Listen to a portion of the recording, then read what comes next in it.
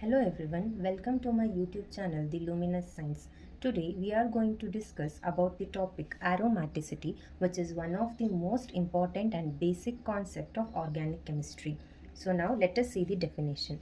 Aromaticity is the property of a cyclic, planar, conjugated molecule with delocalized pi electrons that gives it an exceptional stability. So a molecule to be defined as aromatic in nature, it should be cyclic, it should be planar, it should be a conjugated molecule, which is nothing but alternative double bond, and also the pi electron should be delocalized within the cyclic molecule, which gives the exceptional stability, and thus the aromatic compounds are more stable in nature than the linear ones.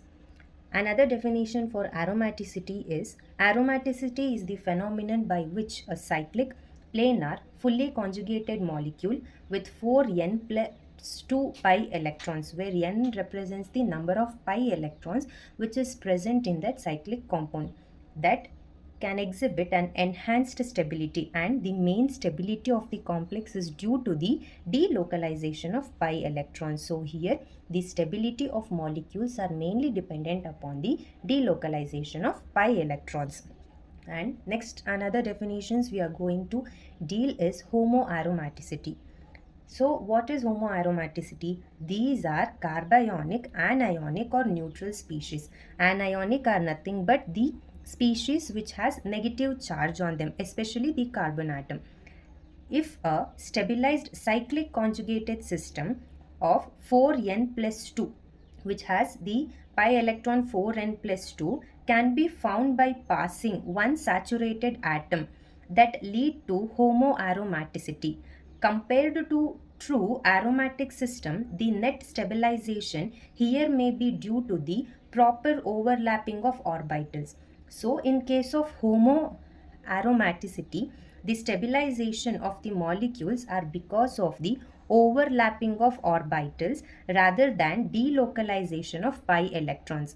So what is homoaromaticity? Is simply nothing but the molecules which can exhibit aromaticity, though they are non-cyclic, non-planar or non-conjugated, but their stability is mainly due to the overlapping of orbitals. And these homoaromatic compounds can be obtained by passing one of the saturated atom. That saturated atom should be cyclic and conjugated system. So when these are compared with the aromatic compound, we get similar characteristic, but their stability is due to the overlapping of orbitals. Now, let us see an example. Cyclooctatrienyl cation formed when cyclooctatetraene is dissolved in concentrated sulfuric acid, which is the best example of homoaromatic compound. Here, 6 electrons are spread over 7 carbon atoms, as in the tropyline cation compound contains one or more. So here is an example of a cyclooctatrienyl, which is reacted with the sulfuric acid, that is concentrated sulfuric acid, and due to this we can find a formation of cation. So the resonance structure of this cation can be represented as this one, which is similar to the tropylium cation. Tropylium is nothing but the compound which has 7 carbon atoms. So here we can see, though the aromaticity of cyclooctatrienyl cation and the tropylium cation are similar, but here it is due to the overlapping of orbitals. And also, not only due to the presence or the overlapping of orbitals, but due to presence of one or more sp3 hybridized carbon atoms are forced to lie almost vertically above the plane of the aromatic system, known as homoaromatic compound. Hence, thus, due to the presence of sp3 hybridized carbon atoms also, the carbon atoms will lie above the plane, that too in vertical manner, so which gives a strong sense for aromatic system, which are called as homoaromatic compound. Now let us see non-benzenoid. So what is this non-benzenoid? Aromatic compounds having no benzene ring. though some of the compounds might be aromatic but may not contain benzene ring. So for the reason they are not containing benzene ring, we cannot avoid them or disprove them as non-aromatic. So now let us find how they can be called or considered as aromatic if they are non-benzenoid in nature. So here are some examples which we can see: tropolone, cyclopenta, diethyl anion, azulene, etc. So now let us see the aromatic nature of our first compound, azulene, which is non-benzenoid compound. So an azulene is a 10 electron system with 5 and 7 membered fuse ring. It is an isomer of naphthalene and has similar smell which is of naphthalene with blue color crystals. Then azulene appears to have aromatic stabilization. It acts like a combination of a cyclopentadienyl anion and cycloheptatriene anion and cycloheptatrienyl cation. It has a dipole momentum. Dipole momentum is also important. Dipole momentum of 1.080, which confirms the charge separation. Therefore, molecules will have the dipole structure as shown below. So, as mentioned earlier, it is a fusion of 5 and 7 membered ring. This is a 5 membered ring and this is a 7 membered ring, and which is also equal, or this resonating structure is as follows. Since the delocalization of electrons is possible here, we can represent it in this manner, that there is formation of cations as mentioned here.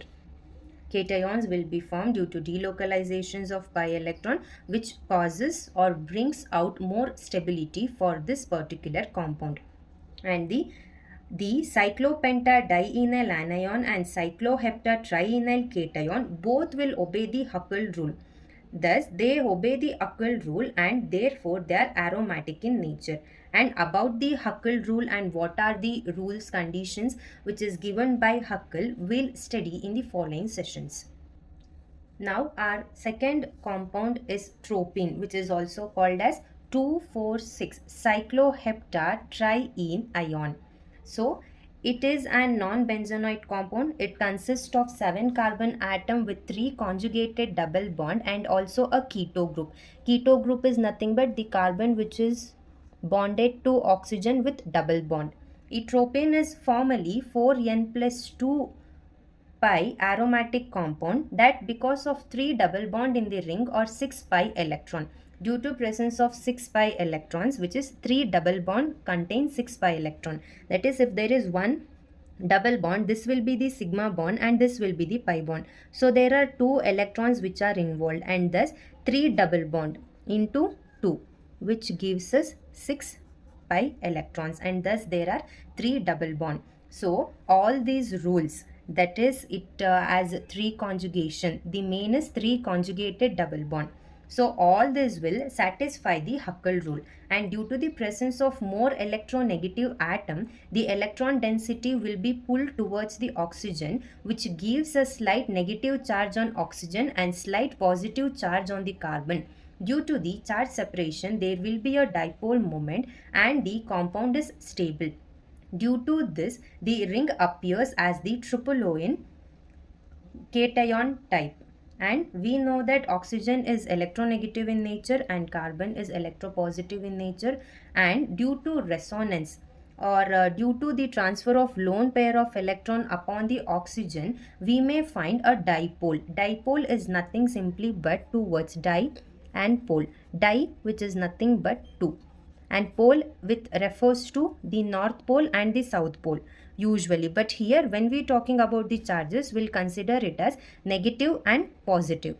And since oxygen is electronegative in nature, it will gain negative charge, and carbon being electropositive in nature, it gains positive charge. And the overall or the general molecular structures of a dipole tropine can be written as follows. So here the cation is written so that delocalization of pi electrons can be seen within the molecule. The next compound we are going to learn is about the tropolone, which is non-benzenoid with dipole moment of 371D. It is a non-benzenoid 7-membered ring. having 3 conjugated double bond. Here is the 3 conjugated double bond with a keto group. Here is a keto group. As mentioned earlier, keto group is nothing but C double bond O. And alpha hydroxy group with respect to the keto group. So while positioning the carbon atoms in a molecule, we'll write them as alpha, beta, gamma and delta. Alpha 1, beta is 2, gamma is 3 and delta is 4. So here it is alpha, which is nothing but the first adjacent carbon atom with respect to keto group. That is, here is the next position. So here comes the hydroxy group, and it shows aromaticity by obeying the 4n plus 2 pi electron rule. So here 4n plus 2, which represents as, if we consider n as 1, 4 into 1 plus 2, therefore the answer will be 6. So here there are 6 pi electrons, which actually satisfies the Huckel rule and gives the aromatic property for the tropyloene. And the resonance character might be written like this. So when this molecule undergoes a dipole momentum, then this will attain negative charge as double bond will be transferred here. So this will get a negative charge and this carbon atom will get a positive charge. So the delocalization of these pi electrons can be represented as positive and dotted. So this represents that delocalizations of electron can be seen by marking oxygen with a negative charge. This is a delocalization or delocalized form of the tropyloene. And also, due to the presence of more electronegative oxygen, the electron density drift towards oxygen and result in slight negative charge on oxygen and positive on the carbon. Due to this charge separation, electron delocalization is favorable and said to be aromatic. So as mentioned earlier, since oxygen is more electronegative and carbon is more electropositive in nature, and due to delocalization of electrons, we can see the charge separation or dipole moment attention, where oxygen will get negative charge and carbon will get positive charge. Now let us see what are annulenes.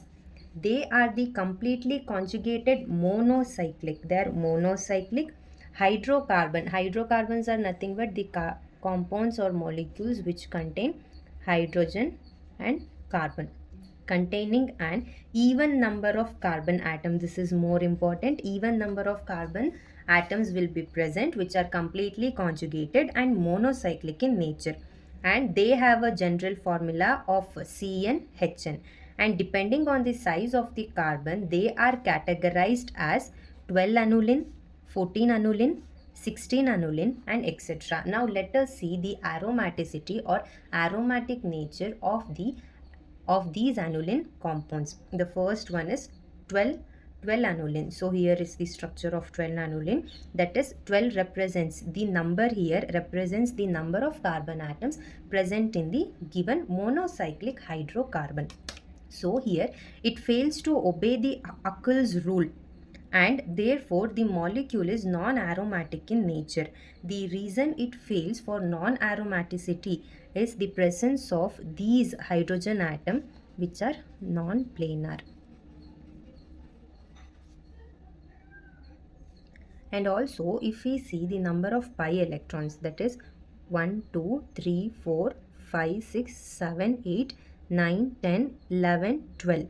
11, 12. So this will obey 4n rule, thus stating it is non-aromatic in nature. For any molecule or a compound to be aromatic in nature, it needs to follow 4n plus 2 rule, but here it obeys 4n rule, thus it does not satisfy the Huckel rule and non-aromatic in nature. Now let us come for 14 annuline. So this is the structure of 14 annuline. Here this structure has 14 carbon atom. It is cyclic in nature, conjugated and obeys the Huckel rule, but it is anti-aromatic. Anti-aromatic, the reason is due to the steric hindrance between the inner hydrogen, which makes the molecule non-planar. See here, the molecules of hydrogen, the hydrogen atom present, between them there will be a steric hindrance. So the steric hindrance will make the molecule non-planar and thus will prevent the delocalization of pi electrons. If there is no delocalization pi electrons, it can be easily said that the molecule is non-aromatic in nature. But here it is a cyclic and conjugated.